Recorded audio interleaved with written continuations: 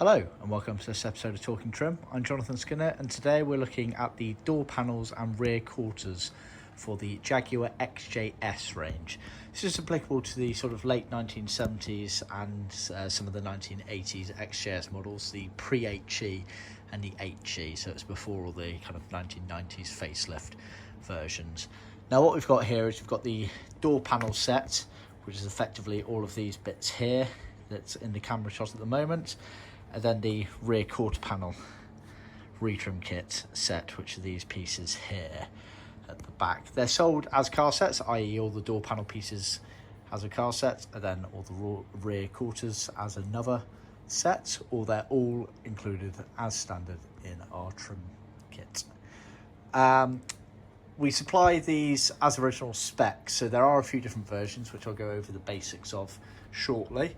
And the pre-HE and the HE changed in the materials. Pre-HE tended to be vinyl as standard, whereas HEs tended to be leather as standard. These have actually been done in leather, and they've been done in Connolly Vaumol, so that's the official Vaumol leather. So it's the sort of era consistent surface dyed vegetable tan, the official stuff basically that they used from the factory, Connolly brand leather. So there is a surcharge on that. Price on availability basically on that one. It's not the same as our leather, our standard grained or smooth leathers. This is the surcharge stuff, but absolutely lovely stuff, and exactly how it would have left the factory for a lot of cars of the kind of 1950s, 60s, 70s, 80s era.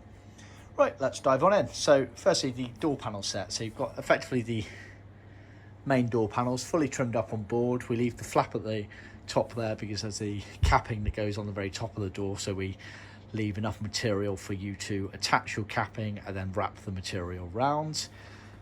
It has all the necessary fixing and cutouts on it on the back. It's all on our hardboard as standard, done on our in-house CNC machine. So you've got all the fixing holes going around the door. Obviously the pilot holes here are for attaching the capping at the top, then you have all the associated pilot holes here for the attaching the armrest. Now just to show you what we're talking about here, I've got this book here. I was really struggling to find an image, so that's what we're talking about there, but actually I printed one off from a customer of ours, so you can see exactly. So you've got the door panel, you obviously got the capping there that attaches in, got the door release mechanism, etc., which is obviously what this hole is for here. And you have the carpeted section on the corner there with the speaker hole, so that's that element there. You'll see obviously this is the facing of it all here, so the carpet section is attached down there. We've actually done, this is a black leather, but we've actually done the carpet piece in a dark grey, which is to tie in with the customer's carpet set where he's going for our Savile grey wool. So bear that in mind. Get a nice look actually at the Vaumol leather there. See our website blog post for Vaumol leather, but because leather is a natural material, it does celebrate its natural inconsistencies throughout the hide. So you'll see that it actually varies in the sort of graining elements in the surface of it. So that's exactly how it was when it left the factory, so just bear that in mind. Whereas modern day leathers like our smooth and grains are a lot more consistent, so it depends what you're looking for and what you're happy with. These are the armrest retrim kits. Now there are a few different versions of the armrest retrim kits related to the different versions of the XJ-S, related to stitching, non-stitching, etc. These are obviously the stitched version here, so this is the right hand one here, and you can see obviously the top stitching detail going around on those there, so that effectively goes at an angle like that, that wraps around and that goes on the underside there. Going further backwards, we've got the material for the sort of under pocket there, and then that's the lining material there, which is this part here.